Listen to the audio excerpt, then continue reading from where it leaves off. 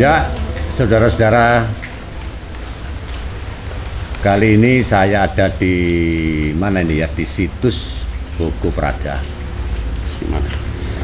dari daerah Siman, Kediri, dan ini juga ada beberapa tokoh-tokoh daripada budayawan, bukan budayawan, pemerhati budaya. Ini juga anak pengamat budaya. Bu Ririn ini juga dua tokoh pegiat budaya, juga tokoh spiritual. Pak Yit ini adalah tokoh yang paling terkenal di daerah Kediri, yang punya YouTube yang sudah ditonton sampai ke Suriname dan sebagainya. Kemudian yang satu ini teman saya, namanya Eyang Gender. Nah, Rahayu ya. Dan semua saya perkenalkan, dan dari tokoh-tokoh ini semua juga mewakili semua orang-orang yang cinta akan budaya Adiluhung.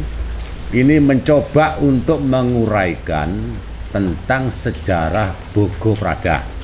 Ya, jadi nanti saya anggap ini sebagai Bogo Prada dulu, dan nanti barangkali ada yang mengatakan Gogor Prada, ada yang mengatakan Gogo Prada. Ini nanti enaknya gimana? Karena ini adalah dalam bentuk sharing. Satu sama lain mempunyai hak untuk membicarakan tentang sejarah ini, karena ini berkaitan dengan hari jadi Kota Kediri yang 1219 kan gitu ya. Jadi ini semua ada korelasinya, ada keterkaitan satu dengan adanya berdirinya Kota Kediri, karena ini juga mengacu kepada prasasti Siman dan Harinjing. Ada lagi prasasti Meruak, karena di sini banyak sekali prasasti-prasasti yang notabene ini masih belum terkuak. Dan kami para bisa dikatakan juga relawan tanpa pamrih ya. Semua ini akan menguak sejarah ini, barangkali ini mendapat pangestu dari leluhur, mendapat pangestu dari Ide Sang Hyang Widiwasa, mendapatkan restu dari Tuhan Yang Maha Esa, agar kita nanti menyampaikan ini mendapatkan restu dari beliau. Ngomong salah kan nggak kualat kan gitu Pak Gender ya. Dan ini harapan saya kepada semua rekan-rekan, agar supaya nanti barangkali ada sejarawan maupun budayawan yang lebih mumpuni daripada kita ya, grup kita ini ya, bisa saja dia menyampaikan nanti di lain waktu dan kapanpun juga bisa, dan nanti tetap bisa diliput di paguyuban Sasana Setia Dharma yang ada di Bogo Kidul. Nah, ini ada korelasinya dengan Bogo Kidul dan sebagainya. Jadi kalau kita lihat ya, Bogo Prada ya, karena kita itu tidak bisa menguak dapat referensi dari mana, dapat sahur sepuh dari mana, dapat folklore dari mana. Kita sampai hari ini 1000 tahun lamanya belum pernah menguak apa yang disebut dengan situs Bogo Prada. Lah ini bagaimana? Si ditakoki sapa? Umpama iku ana lontar-lontar dipangan rayap. Umpama awak dhewe ketakon referensi teko londo-londone lho gak ngerti. Ditakon nang India sapa sing nandur asuka iki ya gak ngerti. Ini kita sedang mencari. Lah dengan kata mencari ini mudah-mudahan saja mendapat izin dan pangestu agar apa yang saya bicarakan 1, 2, 3, 4, 5 ini mendapatkan suatu pencerahan, agar bisa nanti menjadikan suatu pemahaman bagi mereka-mereka yang belum tahu tentang sejarah Bogo Prada ya. Ini yang selalu saya harapkan, agar supaya nanti dalam penjelasan saya yang kurang lebihnya mbuh iku ngawur mbuh enggak, itu nanti terserah penilaiannya.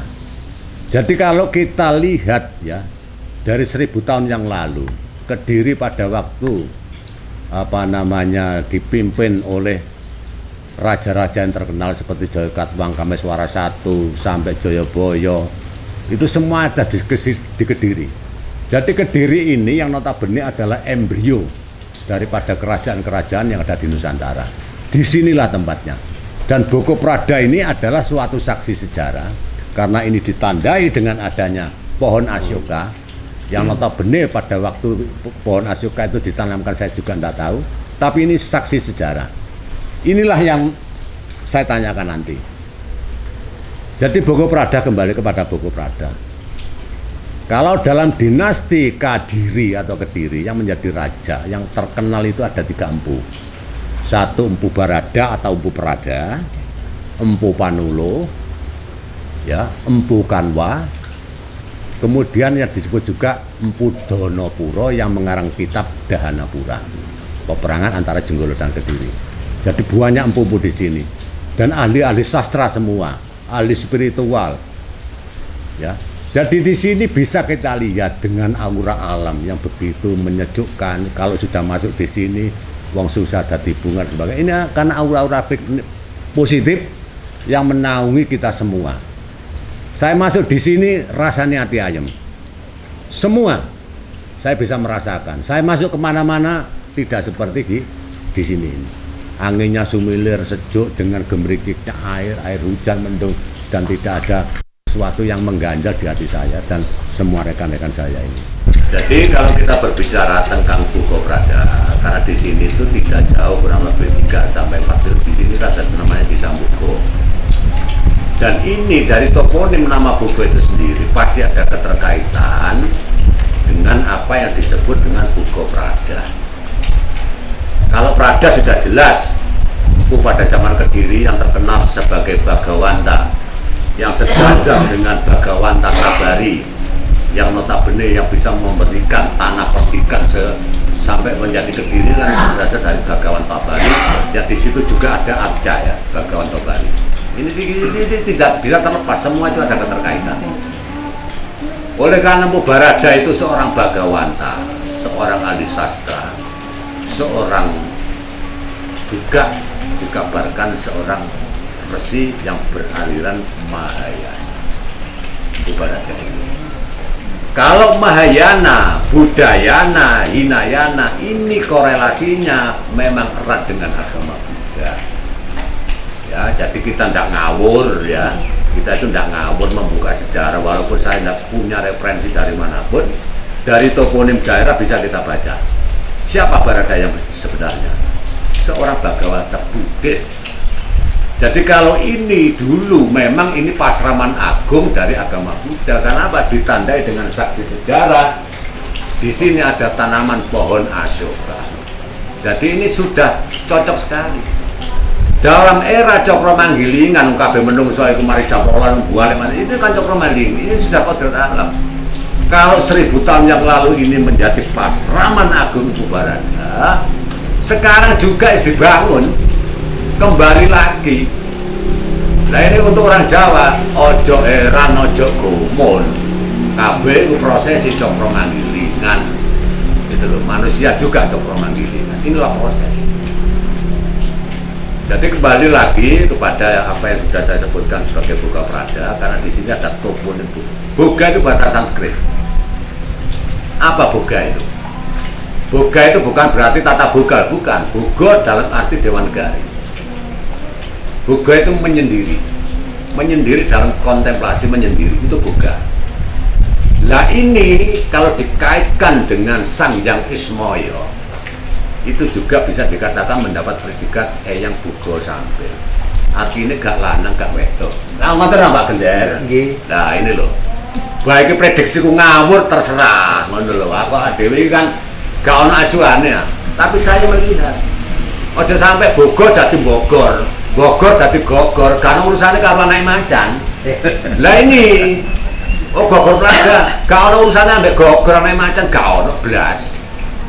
Nah, kalau Bogo ini ada korelasinya, karena ini menyindir dari Sang Hyang Ismaya yang disebut Sang Hyang Bugo Sampil. Nah itulah yang saya tegaskan, karena ini semua tidak ada korelasi, karena ini semua kita tidak bisa cerita teko sapa, takon Wak Subri ya apa, takon Buyut gak iso, takon Bu Ririn ya ibu oleh jelasno. Omongane Mbayut ini kan sebagai seorang apa namanya istilahnya itu untuk mengangkat budaya-budaya adiluhung itu. Nah, juga Mbak Gendal apa ini semuanya ini dalam apa ya, dalam konteks sejarah, menguak sejarah adiluhung. Kita itu sebagai relawan leluhur tanpa pamrih. Tanpa pamrih. Soalnya nandur besok ngondo itu terserah. Ambil sing gawe urip kan gitu saja. Saya itu sih tanpa pamrih.